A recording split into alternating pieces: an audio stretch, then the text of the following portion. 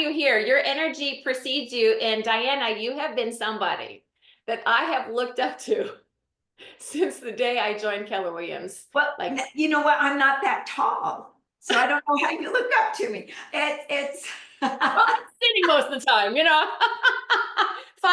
I'm sitting and I'm looking up at you. And I have to tell you, every time you would speak, wherever you're at, my notebook, I'm just writing, because what comes out of your mouth is so profound. And you have inspired me in so many ways that I don't know that you even realize. And I'm speaking for so many people that I know that feel the same way about you. So I'm just so honored to have you here.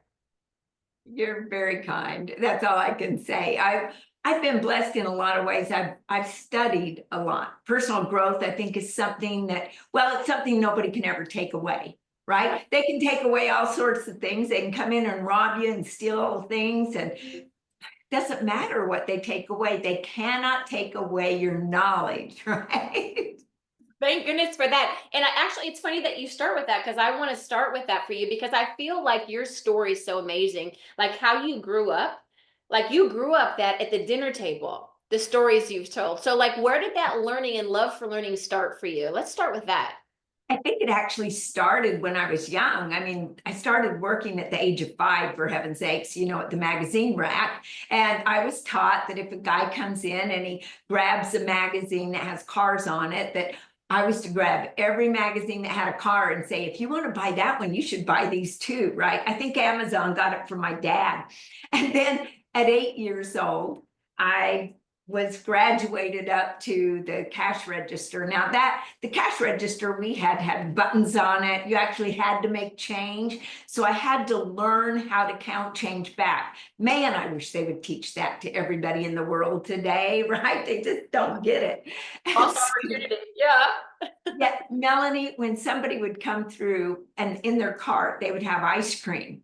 If they didn't have topping, we were to say, you're going to buy ice cream yet? Don't you need caramel or chocolate topping on that? Or maybe some whipped cream and cherries and bananas for banana splits. It was always, some people call it upsell. We called it adding value.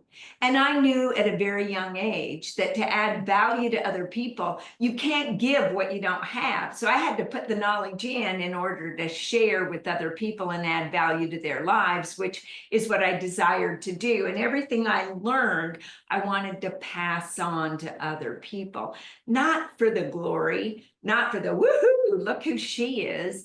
It was about truly caring and loving other people, wanting the very best for them. So yeah, it started at a young age, knowing that in order to add value, I had to put it in me before I could get it out of me. Okay. Already have nuggets from this episode. That's amazing. Think about that, being 5 years old, 8 years old, and seeing that value of that. And I love that you mentioned that you want to pour into others and add value. And it's not for the woohoo attention thing. And I think that gets misunderstood a lot of times from people. They don't realize when you have a calling to go out there and make an impact, it's a calling. And that's your gift zone, right? And that's what you do. That's what I do. That's what so many leaders do. Leadership is a calling. And it's not about attention seeking. It's about really making an impact. And Well, I think yeah, it's a great start to that. well, some people, they get into a leadership position and it's like, woohoo, I'm a leader. And they start telling people what to do. They're very dictative. They have high standards and low relationships, right? And so I have a pyramid and like this in leadership. And the higher you go, the less you have to be self-centered. It has to be about other people to be a great leader. You can have positions and love things and use people, or you can have a position and love people and use things. And I always want to do the latter. Now, the other part, though, is there's an inverted triangle about leadership. And the higher you go, the more responsibility you have. The responsibility to make certain that the people under you are growing, that you're developing them, that you're finding opportunity for them. That's one of the reasons I wrote Bold. I wanted to add value to the agents because everybody was going down. They were getting out of real estate. And as Gary Keller said, when I wrote Bold, you saved the company. I know what Bold did for everyone individually because I have letters and notes that actually prove it, right? And the responsibility though was huge. I mean, it was like Atlas Shrugged, you know, like the world on your shoulders, with the fact of my responsibility was to go to work every single day and find and make opportunity for others. And that's what kept me going. It is a calling. And that calling to add value to other people is so strong in my mind. That's why when you called me and said, okay, I said, I have back to back all day. Yet 11 o'clock, okay, that'll work for about a half hour to 40 minutes. And then it's on to the next thing, right? And I love that we're doing this. Yes, and I'm so grateful for you. And I want to cram as much of we in. If I can max you out to that 45, we'll take every minute. There's my next question to you, my dear. With that from your childhood, knowing that early on, then you get into real estate, right? You get into real estate. And I love the story about how, you know, you were this woman, because I see you as a pioneer, like leading the way, paving the way when it wasn't really a woman's world in the real estate industry. Can we talk just a little bit about what you had to do to break through and what you did? Just a couple minutes. Well, you know, it is interesting because people just don't even believe it today because there's so many women in real estate. When I started, literally, I went to 12 offices because they already had what they called their token woman, right? Emma Curtis, Marilyn Getch, they became my heroes. It was like, whoa, wow, you actually got to get into real estate. And everyone wanted to hire me as the secretary, is what they called them, right? And I said, I don't think you understand. Tonight when I go home, I'm going to be selling real estate for someone.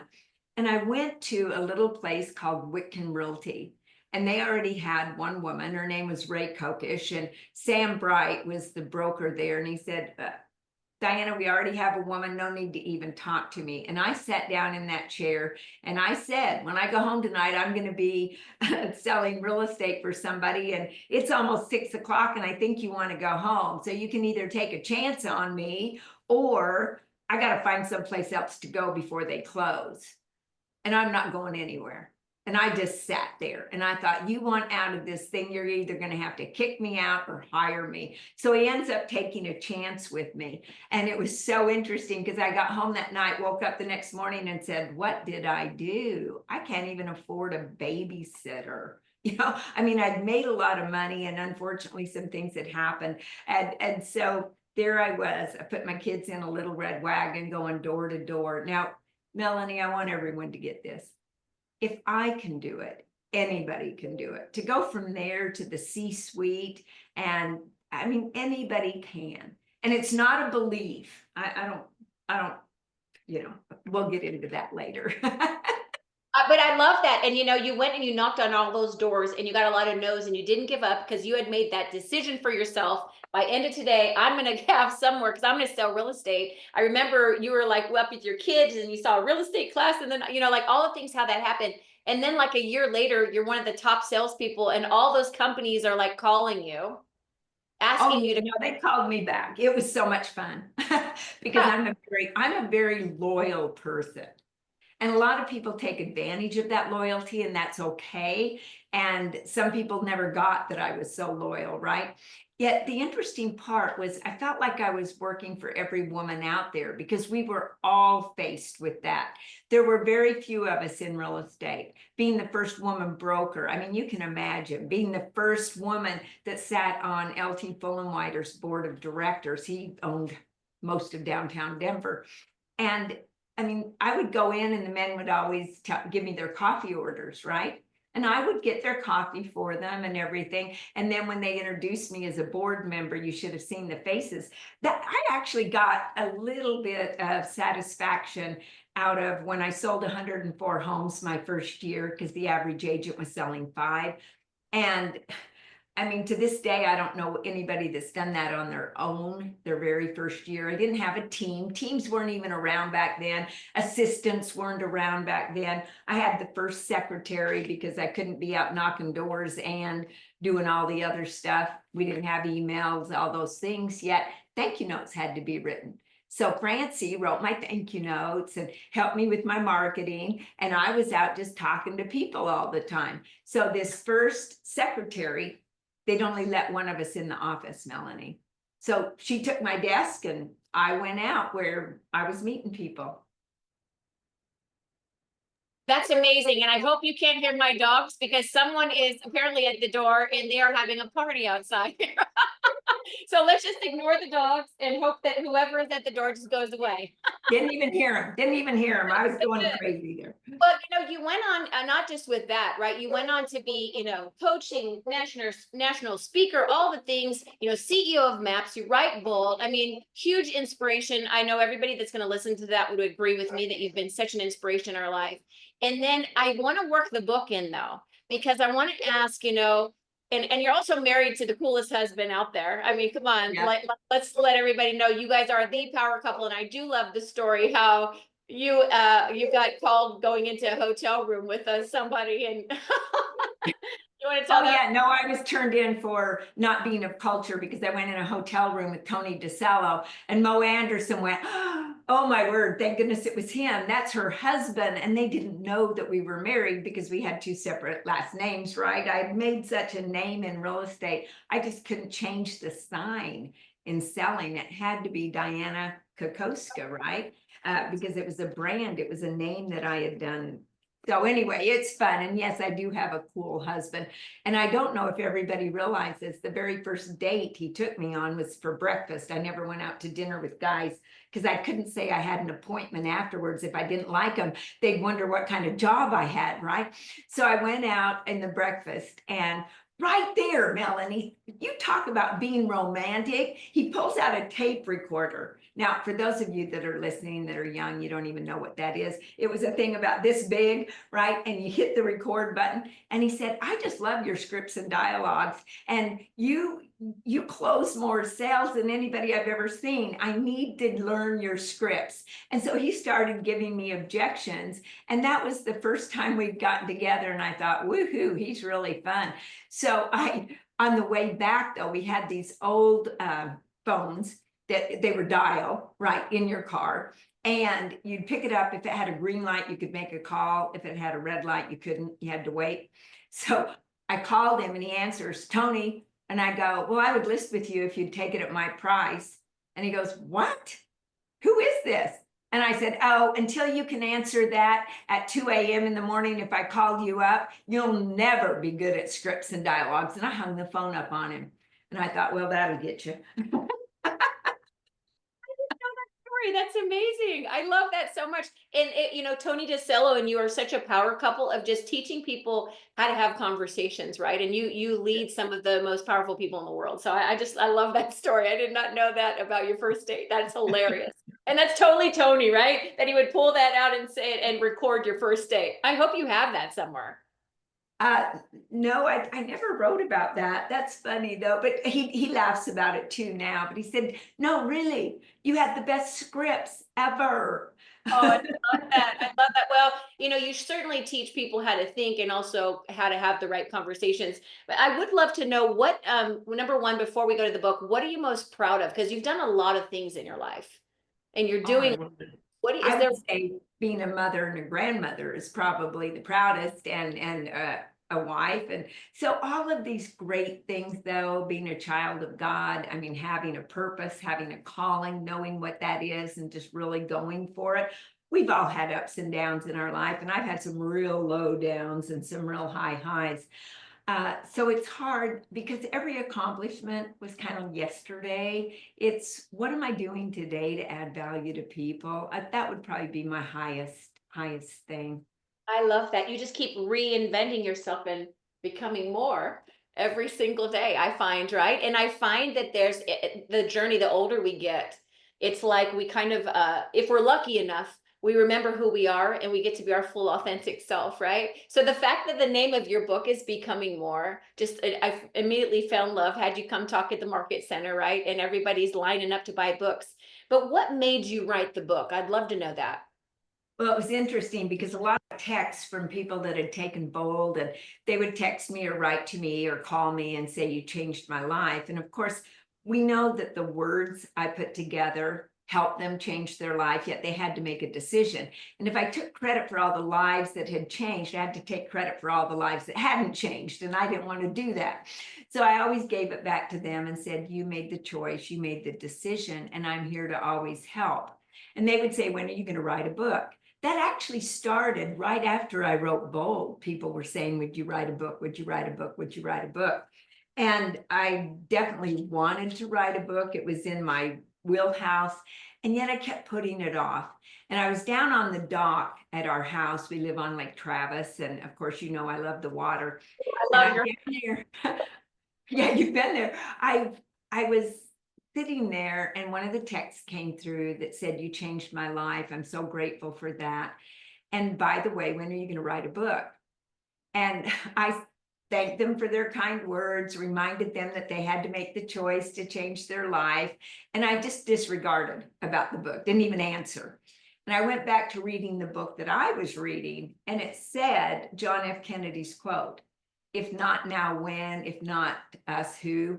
Right? And I went, okay, that's the answer. I'm going to write a book. And I had kind of started a book earlier with Gary and Jay, and I was really excited about all of that. And so here was an opportunity to move forward, get a book done. And yeah, it's interesting. They say you're never good your first time. Yet I really poured myself into that book, giving stories to give examples. And let me just tell you, when I first actually wrote it, I thought to myself, oh my gosh, the world does not need another self-help book. That is the last thing that they need. In fact, I kind of roll my eyes when people say, just believe it and you can achieve it. And I've never liked that mantra, never, because from my experience, believing harder, especially when you're already exhausted, doesn't fix anything. And then people start thinking that, well, something's wrong with me. I'm not believing strong enough. I'm not doing it right. And they start beating themselves up because of some doggone mantra that really I can believe I can be the center of the Lakers. I'm too short. I'm too old. There's not a woman on the team. I mean, I don't care how much I believe, I am not going to achieve. And when you think about belief, belief is different than faith, because faith has an element of belief in it. Yet belief is a state of being. Faith is a deep conviction. It's something that we have. And when you couple belief, oops, I hit my microphone. When we couple belief with faith, and we bring in trust, which is something that we do, now we have a winning combination. We can believe in ourselves because we're being someone with confidence. We can have faith, which is something that's deep, a conviction that we have. And then we trust that we'll do it. So we go forward and we do it. And we do it with the four energies of success. We have confidence. We're in the present moment. We're optimistic that we can do it. And we give gratitude that we can do it before we actually do it. Now we're getting somewhere, right?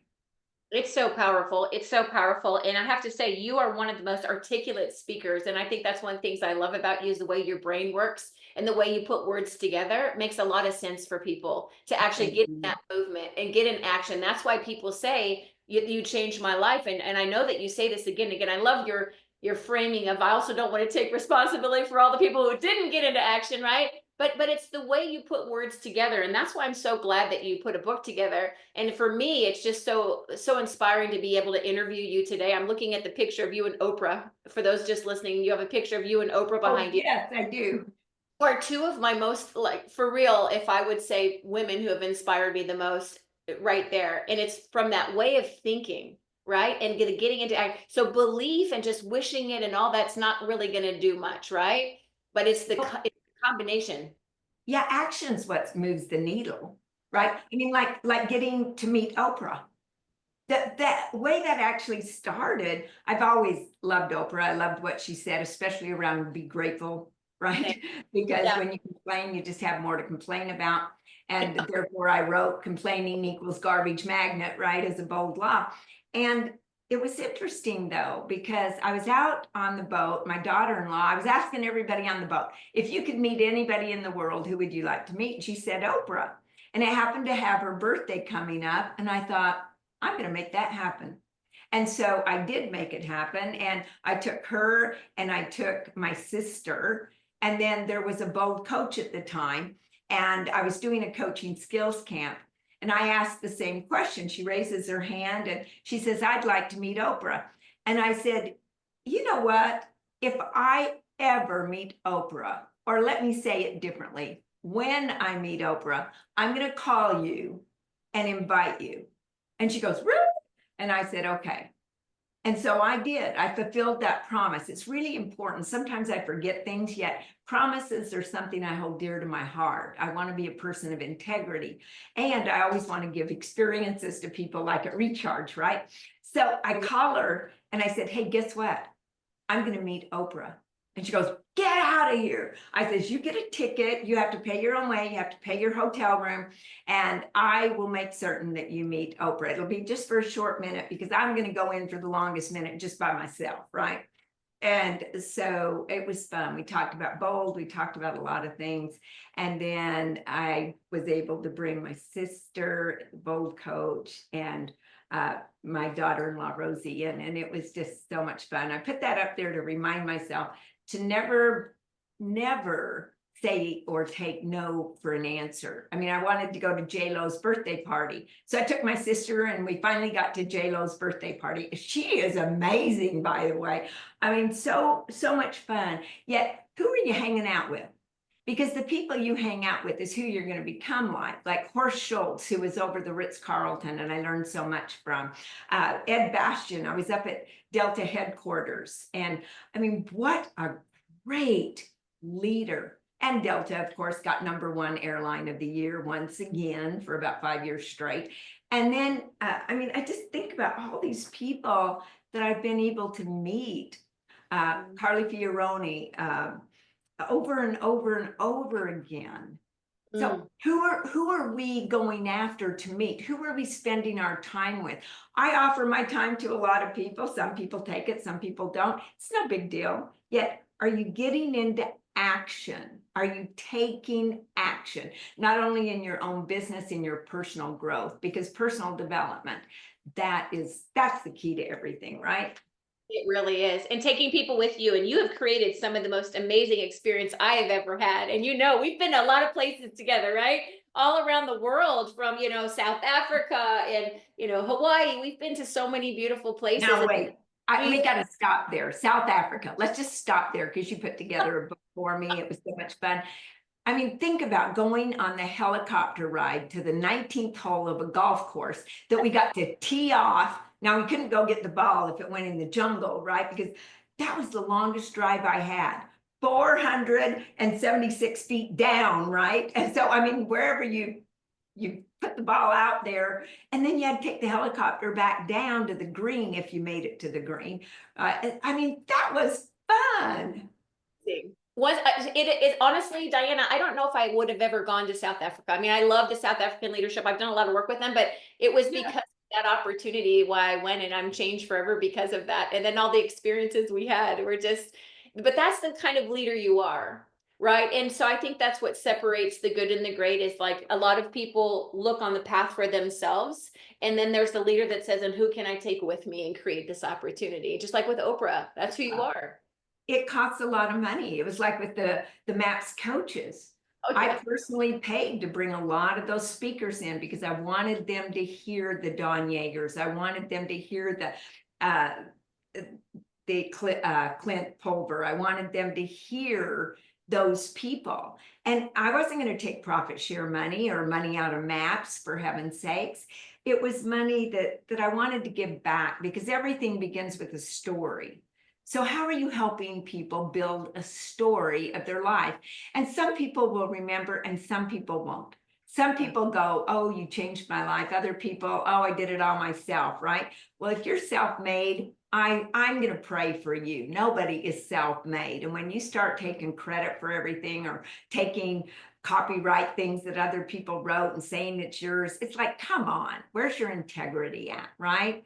When you give quote, say the person's name that gave the quote and quit making up like it's all yours, right? So Yeah. the being to becoming model in that book starts with your story. And if you don't like your story, you can change your story. If you want more, you can change your story. And you got to compound. Everything in the book is about compounding. When we look at, oh boy, I'm going to forget Jim's last name. He makes more money in the stock market per year than anybody, yet Warren Buffett has made billions while this other guy is made millions every year, right? And what's the difference? Warren Buffett started when he was 10 years old, investing and taking some risk. The other guy started when I believe he was like 45 or 50.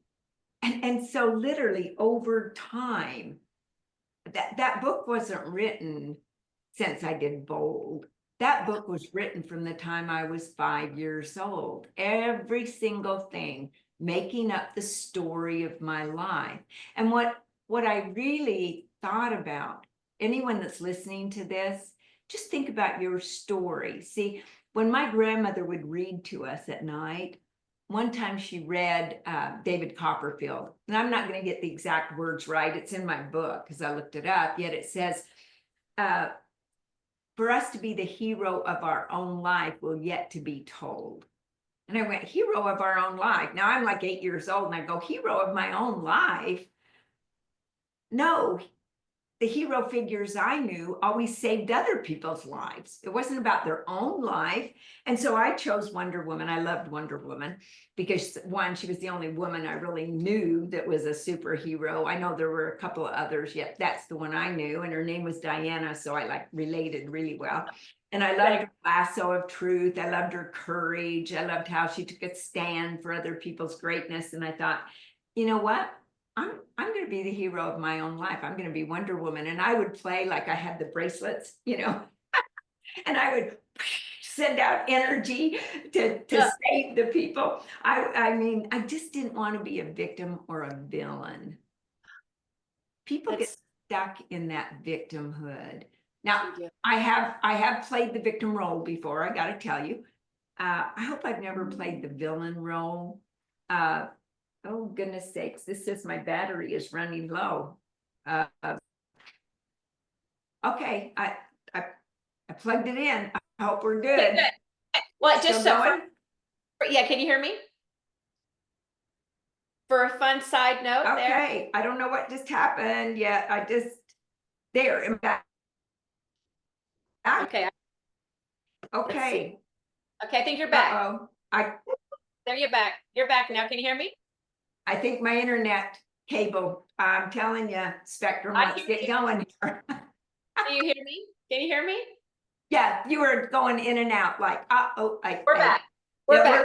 We're ready to go. Look, Dianna, for those just listening, you can't see, but those that can see, on my wall there, I have both Wonder Women autographed from the actresses because she too is my superhero for sure. And I tell this story when I was driving up Malibu on PCH with my dad. I'm 8 years old, and I look to the right, and there's Linda Carter, the actress from the first series.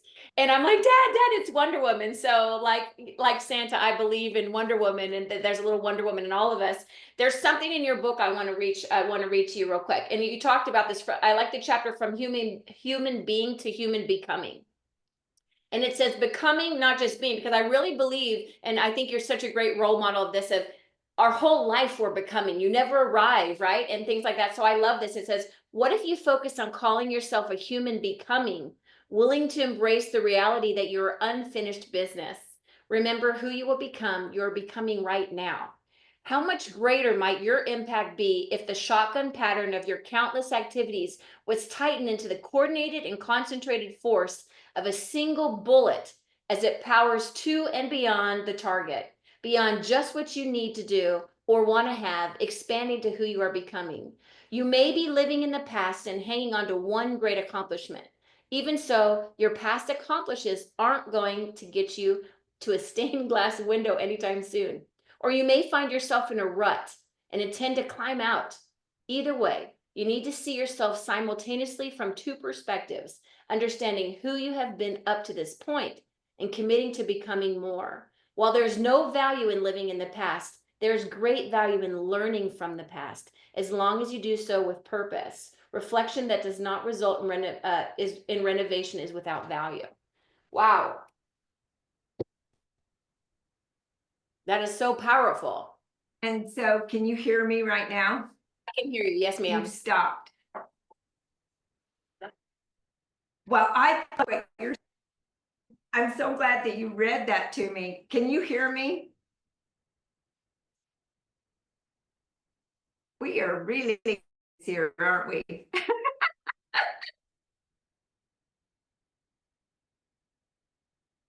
Hello, hello. Hello, hello, hello. Okay, can you hear me? We're back. Again, we're back. Woo! Wow, are we having power surges here? I mean, we've got so much energy going. We're just knocking it right out. That's for heaven's sake. Well, you know, it's so true. I love that. When I saw that, my husband laughed. He said, "A stained glass window soon." I go, you know, some people think their accomplishments are so good that we ought to go, "Oh," right? And no, it's like, in fact, I was talking to him this morning and I said, do you ever feel like people are going, what have you done for me lately in the last 10 minutes, right? We've got to continually add value and continually pour in, because you can't live on yesterday. It's gone. It's nowhere to be found. We can learn from it. We just can't live on it. And that's where our beliefs and our fears come from. Did you know there's only two fears that you're born with? One is falling and one is loud noises. Other than a baby, they don't know any other fears. We have to learn every one of our fears, which means we can unlearn the fears as well. And we put these limiting beliefs in our minds. And so we've got the conscious mind, which is the goal setter, and we have the unconscious mind that's the goal getter, right? And unless those two are in alignment, we're not going anywhere. The problem is that, like, our conscious mind is like a monkey or a rabbit just jumping all over the place, right? From thing to thing. Our unconscious mind is like a 10,000-pound gorilla beating on its chest, telling us exactly what we're going to do, exactly where we're going to go, exactly the success that we're going to have. And it's almost like, I liken it to a child that wants a candy bar. They really want it. And their emotions are going, I gotta have it, Mom. And then sometimes they even start crying. Yet the parent says yes or no, right? So the conscious mind wants this. It desires it. It's crying for it. It's yearning for it. It's not understanding why it's not getting. The parent, who is the subconscious mind, is sitting back there going, your financial thermostat's too low. This is happening to you. I'm not going to let you have that. So we've got to create the story of greatness. Yet if we don't know who we desire to be, how are we going to be that? You know, if people would just write out their eulogy, as creepy as that sounds, like I said in the book, write your eulogy, reduce it to what it is. When I did that for myself and reduced it to, she added value to everyone and made a difference. So every morning I get up, 7 a.m., my phone alarm goes off. What will you do today to add value? At 7 p.m. it goes off. What did you do today to add value? I know who I desire to be. And yet a lot of people, they just want recognition from everybody, right? Yet they got to be the person that can obtain the recognition and not brag. I mean, the interesting part is, you know, I had a gentleman come up to me and he said, you know, I had no idea you built a $500 million company. And I go, well, that's what MAPS ended up being, right? And it wasn't about making the money. It was always about loving the people and helping the people grow their income. And yet he goes, you never talk about all these things that you did. I was somewhere with a bunch of Keller Williams agents. They were talking about this bold that you did. And I said, yes. And he said, why don't you? And I go, because it's so icky when people go, well, I did this and I did that and and pretty soon I'm going, right? It's like, Yeah. hey, when you're good, you don't have to tell anybody. People do all this branding. I got to brand myself. I got to do all this. You know what? Do good, be great, and the brand makes itself. And all the branding in the world, if you're bad, is not going to help you. Amen to that. Oh my gosh. Oh my gosh. That's so good and so true. Is there a favorite part of your book that you just love? Or I know there's so much. I know I'm having you pinpoint. It's like, who's your favorite kid? You can't really say that. But is there a part that just really that you just love so much about the book that we didn't talk about that you wanted to mention before I ask you Oh a my question? goodness, that's interesting. First of all, my brother and sister, I just really want to honor them right now. I dedicated the book to them because I would have never started studying the brain had they both not had brain tumors, right? And I desired to do that to help them any way that I could. I love them dearly, and they both have passed on. And yet the lessons, the adaptive learning model came from my brother, watching him learn, implement, fail, learn a new way. He learned to walk and talk 4 different times in his life. My sister, who couldn't connect the dots after a while, and she would go to do, to do, to do. That just meant I lost the thought. I have no idea where it was. And we were playing charades with her, or Pictionary if you wanted, because she'd draw some things out all the time. I think it's when we realize where people are at and we meet them where they're at, there's a connection there. I think people long to be able to talk about some of the things that are hurting them and to have somebody say, yeah, me too. There's an instant connection. Yet so many people just want to say, oh, that's God's way of doing things. And you're going, when people are hurting, they hurt. And Yeah. I think that we have, and it's in the book, about that fear that so many people go through. And you've seen this with agents, the fear of picking up the phone, the fear of knocking on a door, the fear of rejection is so strong. And we can say, oh, just feel the fear and do it anyway. No, we've got to build up to that. And this book has the model to literally build up to it, change the story, give yourself a new energy, give yourself a new story and a legacy. So I would say one of my favorite stories in the book is like when you're getting ready to walk on coals. And at that time we were taught to look up cool moss, and hearing in front of me the gentleman go, "You're not ready, go over there. You're not ready, go over there." And now this gorilla in my mind is going, "I don't know if you're ready. I don't know." And I literally had to realize that it was fear or faith, and I had to make the choice. That's why I wrote that bold law, fear or faith. You choose. You can't have both at the same time. And I found by having gratitude that gives us faith, and the fear will go away. You can't be negative and positive at the same time. And gratitude is the most positive way. So that would probably be my favorite. Read the story about what went through in my brain and how you can overcome those emotions and why you feel the emotion. And I do get a little technical in there with the brain stuff about the thalamus and the hippocampus and all of that. Yet it makes it so easy because you have a thought of fear right here in the middle. And the axon that it travels to logic is longer than the axon that travels to the emotion. So you'll always feel emotion before you'll have logic. So I think that would probably be one of my favorite chapters because our emotions do help run the world, right? They really do. And I love about the book too is it's really a workbook too. Like you do the work. Like you have assignments in there. So if you guys do not have the book Becoming More by Dianna Kokoszka, I highly recommend that you get that. Now I have just a couple more questions and I know you have to jump to your next call. Dianna, you see my wall, it says playing to win.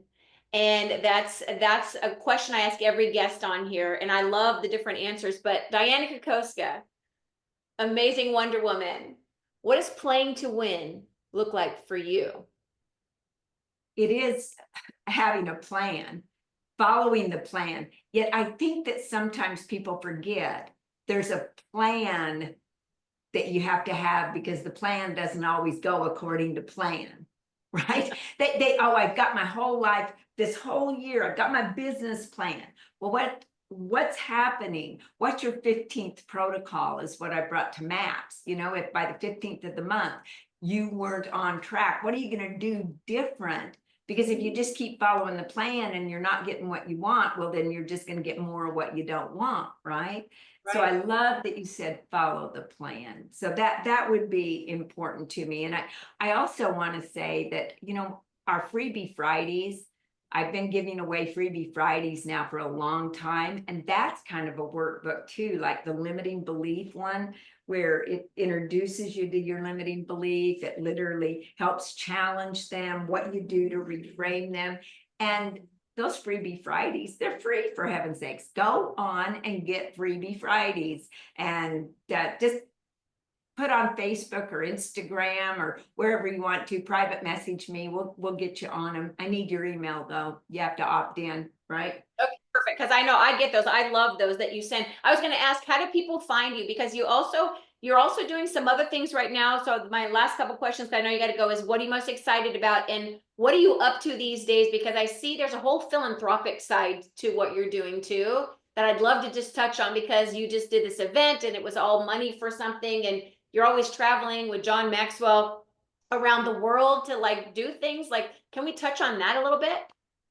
Well, it's been a real blessing, because I do love kids. I was just up at Austin Christian University. I was able to speak up there last Friday to them and a bunch of the entrepreneurs and business people in that college. I've been to high schools all over California, and a lot of them are using my book as curriculum, right? Which I love.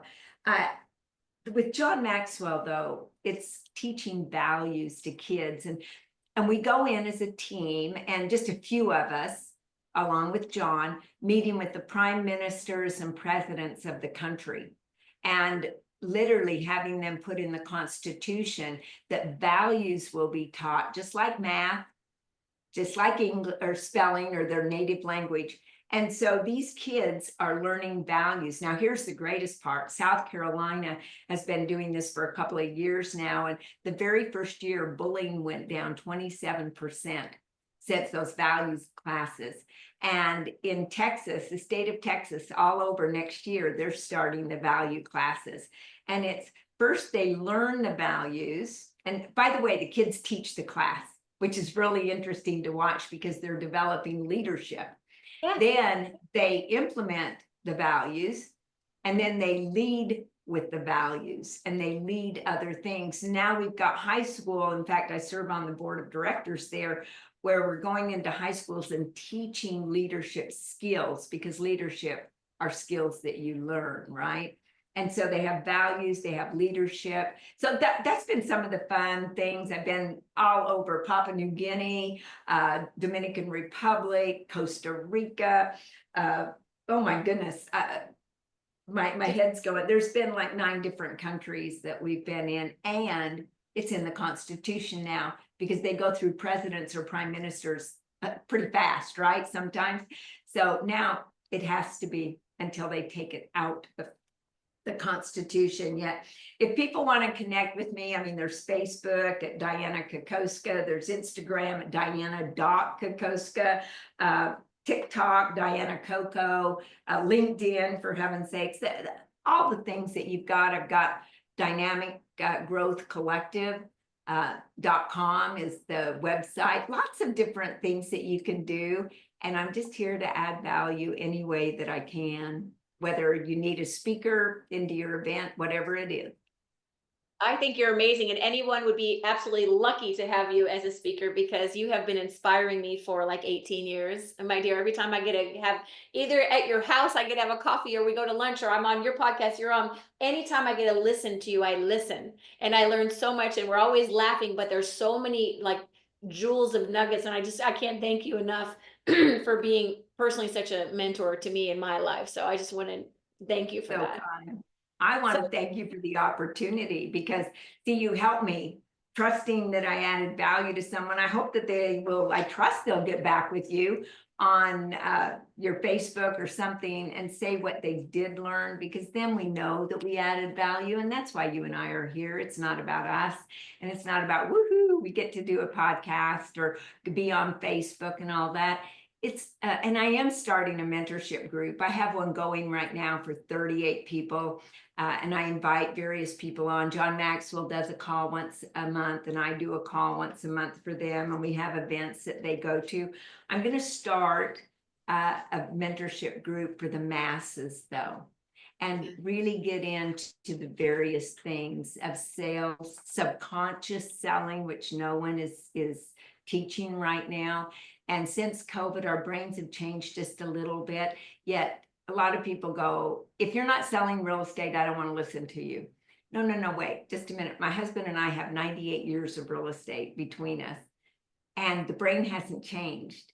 The scripts that people are using today that are selling real estate are the same scripts I used. It was so funny. I put out a thing on Facebook where they could get all of the scripts that I used in the 1990s. And Tony and I started looking at some of the scripts that people are sending out, and I went, oh, they're the same scripts. Oh, they still work. And it's not about they're my scripts. It's that they still work. That's all that matters. Get with somebody. Be careful who you listen to. And if you're interested in the mentorship, I'd love to have you. We're going to have a good time, a great community, and just let me know. Private message me, right? Okay, perfect. Okay, last parting thoughts, because I know you're on to your next schedule. What did I not ask you that you wanted to share, or what's a last thought that you would like to leave? And I just want to thank you again for your time today, my friend. I love that question. It's one that really shows humility, and that's one of the things I love about you. We've got to remain humble, right? Especially the higher that we go. I think one of the things I'm finding is a lot of people, they're allowing things like interest rates to get to them. They're allowing, they have too much month at the end of the money, right? And they're not studying money as much as I believe that they should. And we are drowning in information, and we're addicted to information, yet we're allergic to implementation. And that's the part that's really getting to me, is learn, implement. So what? You fail, find a new way, and just keep moving forward. Listen to podcasts, listen to people, and be careful who you do listen to. Make certain that they have your interest at heart, not just their own. That would probably be the best advice I could give, right? Yes, in this unfiltered world that we live in today, right? There's a lot of information out there. And that is so true. Know who you're learning from, who you surround yourself with matters. I'm hearing from you. And I'm so grateful to be in your world. And thank you for making my world bigger by you teaching me so much along the way. So thank you for Well, being thanks here. for promoting my book, because after all, 90% of our success is mindset. And this will help you it'll teach you, train your brain to have an abundant mindset. You deserve it. You do deserve it. Thank you, Dianna. Thank you for being on the show. Bye-bye. And for sharing so many nuggets with our listeners today. And we'll see you all next time. Okay, bye-bye.